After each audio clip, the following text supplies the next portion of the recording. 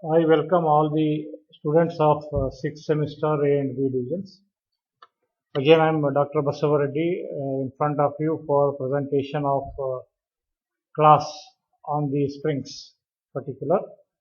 So, in the previous class, I have given you the instructions regarding the introduction aspect of the springs, functions of the springs, and some nomenclatures, the terms which we follow for the springs. Now we'll slowly enter for the design of the springs. So as design equations and design procedures are how the forces are acting, so what are the stresses are going to induce in the springs. Once they are clear, then we can very easily look for the equation for the design of the springs. So for this purpose I am taking here a few turns of the spring. You can see a few turns of the springs are here. On the top side there is a reference. On the top side at the center of the spring we are applying a gradual force F. So this is the gradually applied force F. So because of application of this force F, what are the forces, the resistive forces created inside the spring? One is going to be the force at the end of the turn, at the end of the wire. You are going to have the resistive force F, which is called as shear force. This shear force is equal in magnitude to the applied force F and opposite in direction. Since the force F is applied at the center of the spring and I am going to measure the reactions at the end of the turn, so it is going to be F into d by 2. This distance is half d by. This is the mean coil diameter as I explained to you earlier. So F into d by 2, that gives me a resistive torque. So there is a torque. You can see the line which I marked here. So it is going to be resistive torque. So there are going to be two kind of forces which are acting at the end of the spring wire because of application of one single force at the center of the spring. So one is, there are two forces which I name again. One is the shearing force F, another is the resistive torque T. And these will induce the two type of shear stress. Shearing force will induce a shear stress. Torque will also induce a shear stress, because in mechanics of material we have derived equation as the pure torsion equation. So T by J is a tau by R is equal to G theta there. Okay, so when there is a torque, there is a shear stress. So T also induces a shear. So there are two shear stress. So now let me account these also now. You can see here shear stress due to torque. So T is equal to, so that equation which I use, tau is T into R by J. T into R is a d by 2, J is pi by 32 d cube, and simplify this as T by pi by 16 d cube, or 16 T by pi d cube. This is the equation what I have for the torque, pi by 16 tau into d cube. That's for the pure torsion equation for a shaft. So you can see when I say the pure torsion equation for the shaft, means that the shaft is being a straight one. But you can see the spring wire here. Spring wire is not a straight one. Spring wire is given a curvature. It is given a curvature to act as a spring. But approximately right now I will apply the torsion equation assuming that the wire is a straight. Therefore, this is the equation which I am going to have. So where T is F into d by 2, that's what I already said. This is F into d by 2. Force is applied at center here. So F into this distance from here to here is d by 2. That gives me twisting moment. So F into d by 2. That is a substitution what I made here. So when I simplify this equation, it is 8 F d by pi d cube. So where F is centrally applied load, capital D is mean coil diameter from center of this wire to center of the other wire. That is the mean coil diameter capital D. And this small d is nothing but this wire diameter. So this is a wire out of which the spring is formed. So this is what I have here. Therefore, so this is one equation what I have obtained for shear stress due to torque. Then I have another equation, direct shear stress due to shearing force F. That is F by A, force by area, that gives me shearing force. So F divided by A is pi by 4 d square. That is area. So otherwise 4F by pi d square. So you can, since both are being a shear stress, you can club them together for getting the maximum shear stress. Therefore, maximum or applied total shear stress is going to be 8 F d by pi d cube. This is due to torque. and 4F by d phi d square, this is because of the shearing force. This is what I have here, that I brought here. So I am adding this shear stress value with this shear stress value. When you add and simplify, like one I take here 8F by pi d cube as a common factor, one capital D remains here, so one small d by 2 remains here. Because pi d square is a thing, so d by 2 remains. Multiply by d, divided by d, so d by 2 comes here. Then I take a capital D also common outside, so 8F d by pi d cube, so it is 1 remains here. Capital D is not here, so multiply by capital D divided by capital D. So this becomes 1 divided by 2 times capital D. And this D is taken to denominator of the denominator, that is d by d. Since by definition I know this capital D by small d gives me spring index C. That's what I will put here. So something such.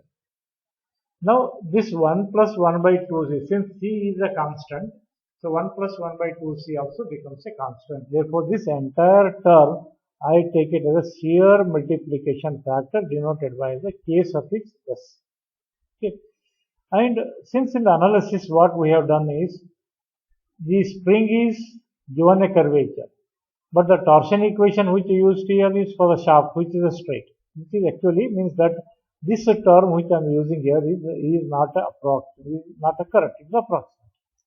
Therefore, to take into account of curvature, this analysis is valid only if the wire is a straight one, but due to curvature of the wire, the shear stress does not remain uniform, and hence a factor Kc to account for the effect of curvature is required to be used for finding out the maximum shear stress. So therefore we are adding one more factor here as a Kc for the previous equation.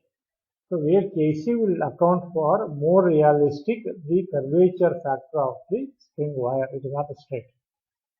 Then there are two constants now. Ks is a constant, Kc is also constant. These two together a club and make as one constant. So that is known as Kc into Ks is a K, which is called as a Wahl's stress correction factor. Since the equation for tau maximum 8F d by pi d cube into this K is derived by Wahl, WAHL is derived by the Wahl. Therefore, this constant is referred as a Wahl's stress correction factor. So where this K can be calculated by the formula, empirical formula 4C minus 1 divided by 4C minus 4 plus 0.615 divided by C. So this is the empirical formula by means of which the K value can be directly calculated rather than multiplying by Kc into Ks. Where this C, wherever C is there is the spring index capital D by small d. Therefore, what happens to this equation now? Therefore, tau is 8F d K by pi d cube, where I have replaced Ks into Kc by K. So this ready-made equation is available in the data book, equation number 11.1d. So this is the equation to find out the stress analysis. This is what the title is written as stress analysis. When you apply a simple axial force at the center of the spring, what are the stresses induced here? That stress can be calculated by means of this equation. This is 8F d K by pi d cube. There are different terms here. This final equation is available. So for students to solve the examples, so you can directly use this final equation which is available in the written book and solve the example. Very simple thing. Very simple equations are there. The derivation of these equations are important, and from the equation you can solve the numerical examples. Here this F is centrally applied load, axial gravure load. Capital D is main coil diameter. K is Wahl stress correction factor, which I already given over here. This is Wahl stress correction factor equation. Small d wire diameter. And if I know the shear stress value of the spring, so wire diameter of the spring can be calculated. So this is the equation for designing the spring, from which the equation I can calculate the wire diameter of the spring. So this is wire diameter for sustaining this much of load F. This is a numerical derivation where I can do it also graphically by means of the stress nomenclature. You can see here, this is the shaft-like structure, wire diameter. Due to torque, there is a shear stress. As you have done in the third semester mechanics of material, when the torque is applied, shear stress is applied. So the shear stress is maximum at the outer fiber, 0 at the center. So this is a very straight line variation. So shear stress, pure shear stress. When there is a direct shear stress, we have the uniform. So I can say across the diameter uniform. When I add this and this, so you are going to have this. So direct stress is more here and direct stress is less here, and we join them by a straight line in the center. Direct and shear stress torsion stress. When the curvature effect is given, instead of a curved straight portion here, a curvature is going to, a parabolic curve is going to come. So this is what the stress representation across the wire diameter due to this final equation. This final equation is there. So how I get a this magnitude of this equation, I will get a magnitude of shear stress. What is the nature of variation? Nature of variation is here. Okay. So therefore, I can derive from this numerical, or I can derive from this equation. Equation format derivation is easier, and only that is expected. You are not supposed to give this. Only for your understanding purpose, I am going to give you how this stress is going to vary across the wire diameter. Now, this graph is available in the design data book. Stress factor K versus the spring index C. You can see this is the graph variation. You can see at the beginning from 0 to 3, K is more value. You can see K is bigger value. After 3, the K value is almost a constant. It is almost constant. So because of this factor, K value, C value is to be chosen such a way that it should be always greater than 5, and in no case less than 3. So normally students, in solving the numerical example, this spring index C value may be given or may not be given. In such case, you please assume the spring index C little greater than 5. That means it can be 5 or 6 or 7 like that. Okay. Then once you calculate wire diameter, where you do calculate, this is the equation.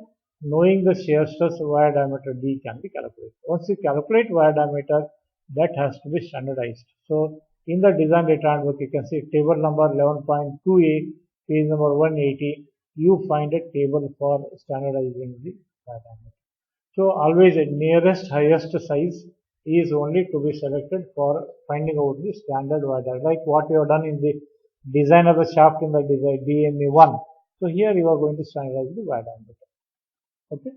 So one important derivation I have completed, that is this stress analysis. So where you are going to find out from the stress wire diameter can be calculated, or if you know the wire diameter extra parameter, shear stress induced in the spring due to the axial force applied F can be very easily calculated.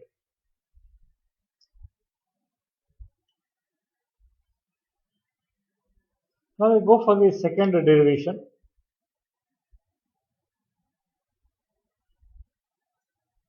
Second derivation is again another important derivation, deflection of a helical spring of a circular wire. This is again important derivation. So how the helical spring is going to deflect, I am going to find out the equation for that. So for that purpose, now I try to find out what is the total active length of the spring. So when the spring is formed, let us say it has a 10 number of turns. Turns are the coils. So for making it 10 number of turns, what is the total length of the wire you require? That is a steel wire. When I turn it around a mandrel, then I will get a 10 number of turns. So one turn is having a pi into d as a circumference. That is the length of one pi into d. That is the circumference. Into how many number of active turns? That is the number of active turns. That means you require a length of the spring in unwound condition. Unwound condition, pi d into I. If I calculate this, suppose that I require 100 millimeter of this total. So out of 100 millimeter length, if I turn around a particular mandrel, I will get a 10 number of turns with this particular length or diameter. Then I have here theta is the angular deflection of the wire when acted upon by the torque as a theta. Now I will take a small figure of a cantilever. At the center of the spring, I am going to make a fixation like a cantilever fixed at the center. From the center till the end of the wire, that is going to be length is d by 2. Consider d by 2. I am going to apply the force here. It's going to be like cantilever. So this is going to bend down like this. So that line I have shown with the axial deflection as y. This is the deflection y. So it is going to deflect by an angular deflection as a theta. So from this analysis, I find out what is the deflection y. Deflection y is going to be tan theta into d by 2. So that's what I have here. Tan theta into d by 2. Since theta is a small quantity, tan theta becomes a theta. So theta into d by 2. That is going to give me axial deflection y. That's the equation number 1. Now I try to replace the value of theta. What I do is, we know that from the pure torsion equation again, T by J is tau by R is equal to G theta by L. From this, theta value is going to be T into L divided by J into G. That's what I have written. Now I will replace the value of T, F into D by 2. L is pi D into I. J as it is, a material constant is pi by 32 D raised to 4. G is a material constant as it is. When I simplify this entire thing, it is 16F D square I by G D raised to 4. So this equation is available in the design data handbook as 11.4 as going to be angular deflection. Then you substitute this value of theta, this entire value of theta in this equation number 1 here. That's what I have. So that I will get a deflection y as a 16F D square I by G D raised to 4 into D by 2. This D you can multiply with this D square, it becomes a D cube. This 2 you can remove this 16, it becomes 8. So 8F D cube I by G D raised to 4. Since I know by the definition capital D by small d, this ratio capital D by small d is a C, therefore it becomes a C cube. So 8F C cube I by G into D. So this equation is a famous equation, 8F D cube I by G D raised to 4, 11.58. So is available in the design data handbook for deflection as a y. A very simple equation. That's what my title is. Title is deflection of helical springs of circular wire. So the deflection equation is obtained here. Y is equal to 8F D cube I by G D raised to 4. Then since I have defined spring stiffness as our spring rate as F naught is F divided by Y. So here Y value substitute. So this when I substitute Y value from this equation, so this F will cancel with this F. What is remaining is G D raised to 4 divided by 8 D cube by. So from this I can calculate the stiffness of the spring. See, one small derivation when I make, I will get another parameter also from this. Okay. So you can see here stiffness of a spring F naught is G D raised to 4 8 D cube by. Where this I is going to be number of turns. Like students might have seen the spring of a ball pen. Where the spring, it's a small spring, you will be having a very large number of turns, maybe 10, 15, 20 number of turns will be. So what it equation indicates, as the number of turns in the denominator is more, the stiffness F naught is less. So that's what in the ball pen when you press a very little, its stiffness is less, so it undergoes more deflection. Okay. So likewise, in the railway wagons you might have seen, if you observe the railway wagon, you will have hardly 4-5 turns. So as the number of turns are more, less, the stiffness is going to be more. So railway wagon, railway does not deflect more, it moves very smoothly horizontal plane because deflection is very less. So this is very important conclusion what I get from this observation. So this you don't require as the energy storage capacity which I have done already. Then I have a table in the data handbook 11.7 table number in the page number 152, where for different end conditions we have the relations for solid length, free length and total number of turns. So this is 11.7 table is very important for completing the remaining part of the design.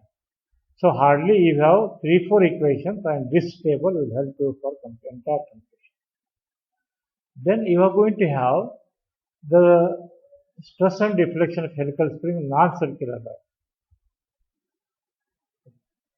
So here you can find here the non-circular wire. It's a rectangular wire having a B as a width and H as a depth.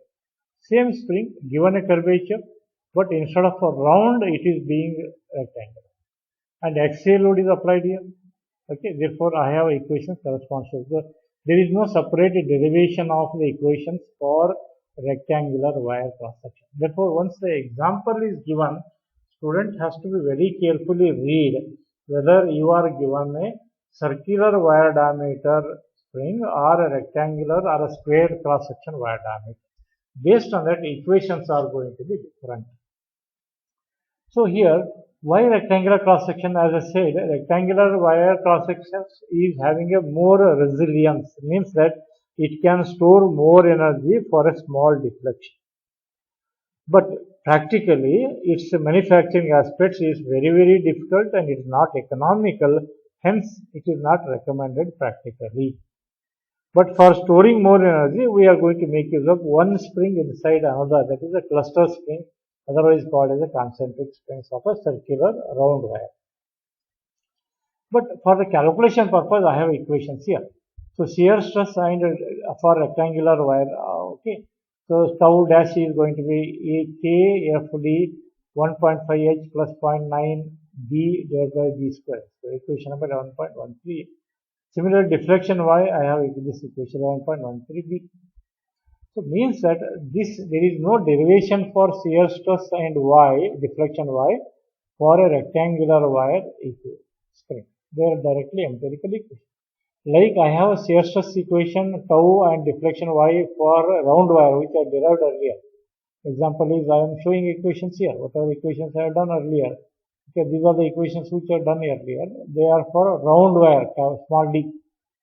For other than circular, I do not have derivations. They are all empirical recommended. This is for recommended. So, when a rectangular wire is given, you are supposed to use these equations for calculation of shear stress and deflection wire. Similarly, when square wire is given, okay, you have equation 11.15a 2.4 kfd by h cube, or deflection y is 5.66 fdi dq by g h raised to 4. We will change the same equation again. And C in this case is capital D by small d.